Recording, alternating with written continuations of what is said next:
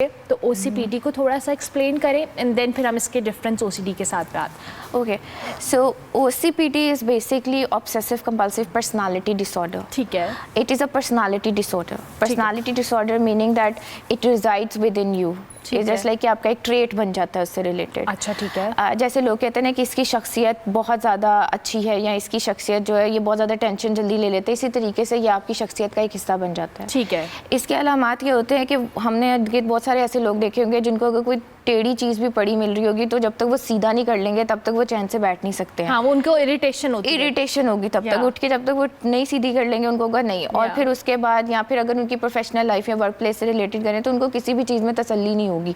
जब वो एक दफ़ा प्लान करेंगे वो दोबारा प्लान करेंगे, उसके बाद जब उसको एग्जीक्यूट कर लेंगे they are not fine with it, वो अगेन उसको करेंगे। करते कराते उनकी ज़िंदगी में बहुत ज़्यादा डिस्ट्रेस कॉज होना स्टार्ट हो जाएगा। तो या फिर उनको क्लीनलीनेस से इशूज़ होंगे। ठीक है। और वो अगर एक दफ़ा घर की सफाई करा लिए तो वो दोबारा सफाई करवाएंगे कि नहीं हमें ये सही नहीं लग रहा या इसमें कोई डस्टिंग सही से नहीं हुई है तो हमें दोबारा करने की ज़रूरत है। ठीक है। तो ये अलामात जो है वो OCPD के। अच्छा, ये सिर्फ अपनी ज़ात तक महदूद होती है या हम दूसरों में भी, जैसे आपने कहा कि वर्क प्लेस जगहों पे अक्सर लोग दूसरों पे भी क्रिटिसाइज करते हैं कि तुमने ये ठीक नहीं है क्या, हालांकि उसके मुताबिक शायद उसने ठीक ही किया। ये अपनी ज़ात तक होते हैं, दूसरों के लिए भी होता है? वो दूसरों पे ट्रस्ट नहीं करते किसी भी काम पे। There is that constant factor of mistrust because they find themselves very perfect. वो कहते हैं हम बेहतरीन हैं, हम परफेक्ट हैं। या तो अगर किसी को फॉर एग्जांपल दो दोस्तों की भी अगर मैं आपको एक एग्जांपल दे दूं, एक अपनी असाइनमेंट बनाएगी दूसरे की भी बना देगी, लेकिन वो अपनी असाइनमेंट किसी को बनाने के लिए नहीं देगी क्योंकि उसको तसल्ली नहीं होगी खुद से करने की, जो तसल्ली है। और इसमें ये होता है कि खुद से करने के बाद भी दे एक्चुअली डाउट इट, ये क्या मैंने ठीक किया भी है कि नहीं ठीक किया। और इस चक्कर में बहुत सारी प्रोक्रेस्टिनेशन की तरफ भी चले जाते हैं, उनकी डेडलाइंस भी मिस हो जाती हैं। तो ये when it becomes a part of your personality तो it is not related to only one dimension of life, it resides in different dimensions of. अच्छा फातिमा, आपने अभी क्लीनलीनेस की बात की, सफाई की बात की, तो ये तो OCD वाले लोगों को भी होते हैं, तो ये डिफरेंस क्या है? OCPD का तो आपने एक्सप्लेन किया, अब जरा OCD वालों के लिए भी एक्सप्लेनेशन दें थोड़ी। अच्छा, OCD इज एक्चुअली जो मेन डिफरेंस है इन दोनों में वो ये है कि OCD is a solely mood disorder. It's like intrusive thoughts आती हैं उसमें, आप सोचते हो, you keep on thinking about something and you are like नहीं, अब आपकी वो जो सोच कह रही है आपने उसको पूरा करना है और वो आपने पूरा जो करना है उसको हम कहते हैं कंपल्सिव बिहेवियर। ठीक है। उसमें पहले सोचोगे नहीं मेरे हाथ गंदे हैं, मेरे हाथ गंदे हैं, चाहे वो गंदे नहीं भी हैं लेकिन आपको महसूस हो रहा है और उसके बाद आपकी थॉट्स भी ये आ रही हैं कि नहीं ये गंदगी है, तो आप उठ के उसको एक दफ़ा जाके धो लोगे। उसके बाद आप दोबारा होगे, आपको दोबारा सोच आएगी कि नहीं ये मेरे हाथ साफ नहीं है, without any logic without any evidence आप दोबारा उठ के जाओगे और दोबारा धोगे। और यहाँ पर कुछ लोग होते हैं जिन्होंने एक सर्टन जो नंबर है वो अपने साथ एसोसिएट किया होता है कि फॉर एग्जांपल 5 to 7 टाइम्स जब तक मैं अपने हाथ नहीं धोऊंगा तब तक मेरे हाथ साफ नहीं होंगे, या जब तक मैं 2.5 से 3 घंटे नहाऊंगा नहीं तब तक मैं क्लीन नहीं होऊंगा।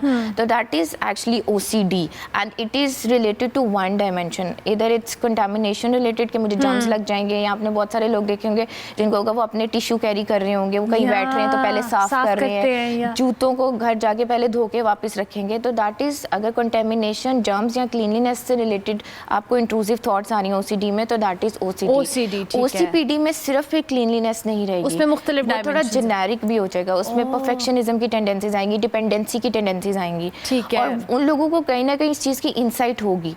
Those who are with OCD उनको पता ही नहीं होगा कि ये चीज़ गलत है या अच्छा, इसमें कोई चीज़। फातिमा, आपने जो बहुत बेहतर अंदाज में एक्सप्लेन किया OCPD और OCD में फ़र्क, लेकिन लोगों के अंदर इस चीज़ की एक्सेप्टेंस नहीं है। लोग समझते हैं कि एक नॉर्मल सी बात है, फलाने को ये मसला है वो ऐसे करता है, उसकी आदत है। मतलब हम उस चीज़ को इतना मेडिकल इशू या मेडिकल हेल्थ के ऊपर या साइकोलॉजिकल हेल्थ के ऊपर लेकर नहीं उसको मय करते हैं, हम कहते हैं नॉर्मल बात है। तो ये एक्सेप्टेंस भी तो बड़ी ज़रूरी है। बहुत ज़रूरी है। मेंटल हेल्थ इशू जो भी हो जाए उस पर एक्सेप्टेंस है ही नहीं। किसी को गुस्सा आता है, बहुत ज़्यादा आता है, तो उसको भी ये कह दिया जाता है कोई बात नहीं, गुस्सा नॉर्मल है। ठीक है। इतना गुस्सा आना बनता है। और फिर वो जेंडर रोल्स में अगर चले जाएगा, लड़का ज़्यादा गुस्सा कर रहा है, लड़की कम गुस्सा तो ये तो उसकी आदत है, तो ये तो उसकी आदत है, नहीं करना चाहिए। तो मेंटल हेल्थ इश्यूज़ की तो अवेयरनेस ही नहीं है ना कि कोई चीज़ है। जब तक आपको कोई फिजिकल ब्रूज नज़र नहीं आएगा, फिजिकल इंजरी नज़र नहीं आएगी, या आपको डॉक्टर नहीं कह देगा कि हाँ आपको इस नौयत की कोई जो बीमारी होगी, तब तक वो उसको एक्सेप्टेंस नहीं लाएंगे। वो कहेंगे उसकी आदत है, हर किसी की अपनी आदत होती है, वो उसमें लेके जाएंगे। लेकिन जब आपकी ज़िंदगी में बहुत डिस्ट्रेस कॉज करना शुरू कर दे, फॉर एग्जांपल आपकी इंटरपर्सनल डिफिकल्टी शुरू हो गई हैं, आपकी सोशलाइजेशन में कमी आना शुरू हो गई, then it is a indication that you need to do something for that. और OCD में ये बहुत एविडेंट होता है, क्योंकि OCD में obviously when you are taking shower like for hours, तो everybody is actually noticing you for doing that. But OCPD में होता है छोटे छोटे से जेस्चर्स, छोटे छोटे से जैसे रूल्स रेगुलेशंस हैं। ठीक है। अच्छा फातिमा, मुझे इसका ट्रीटमेंट बताएं। अब जब लोग आते हैं, जाहिर है आपने कहा कि अवेयरनेस, लेकिन जो लोग इस चीज़ को आइडेंटिफाई कर लेते हैं अपनी पर्सनालिटी के अंदर, अब इनका ट्रीटमेंट क्या होता है? क्या ये क्योरेबल होती है ये चीज़? Okay, when it comes to OCD, yes, it is treatable. Okay. But when it becomes a part of your personality, it is not totally treatable. But आप उसको कंट्रोल कर सकते हैं। Yes, आप उसको कंट्रोल कर सकते हो, उसकी इंटेंसिटी को कंट्रोल कर सकते हो। क्या तरीके होते हैं उसके? अच्छा, उसमें ये होता है कि जब आपकी पर्सनालिटी के डिसऑर्डर बनता है तो उसमें आपकी बहुत सारी और भी साथ एंजाइटी जो है वो आपको बहुत ज़्यादा शुरू हो जाती है, स्ट्रेस डिप्रेशन बहुत हो जाती है, तो इसकी मैनेजमेंट साइड बाय साइड हो रही होती है। और अगर ये बहुत एक्सट्रीम फॉर्म पे चले जाए तो फिर मेडिकेशंस भी रिक्वायर्ड होती हैं। अदरवाइज इसमें सेल्फ कंट्रोल स्ट्रैटेजीज होती हैं, इसमें कॉग्निटिव बिहेवियर थेरेपी बहुत अच्छे तरीके से काम करती है।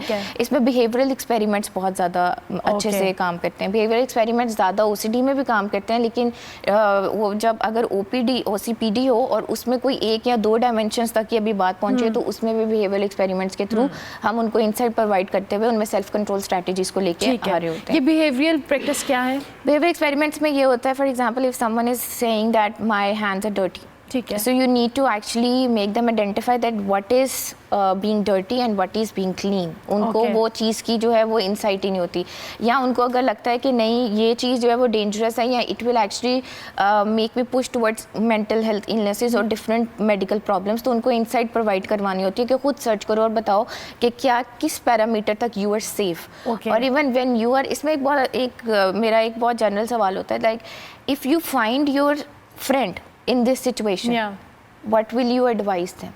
या आप उनको क्या बताएंगे बेहतरी की तरफ जाने के लिए? और उस टाइम पर उनके लिए there is that hit point कि हाँ ये इतनी कोई बड़ी बात नहीं है जितनी मैं सोच के अपने ऊपर हावी कर दिया है। And sometimes clients are coming with like lack of control, they want to control it, और वो कहते हैं तो उसमें फिर हम सेल्फ कंट्रोल स्ट्रैटेजीज उसमें मॉनिटरिंग करते हैं, उसमें हम कहते हैं अपने टाइम को कंट्रोल करना शुरू करो। और सबसे ज्यादा कॉमन OCPD है या OCD? OCPD is very prevalent these days, very prevalent. OCD की भी प्रेवलेंस है बट OCPD की प्रेवलेंस हैज एक्सीडेड। ओके, ठीक हो गया। Thank you very much Fatima, बहुत अच्छे तरीके से आपने एक्सप्लेन किया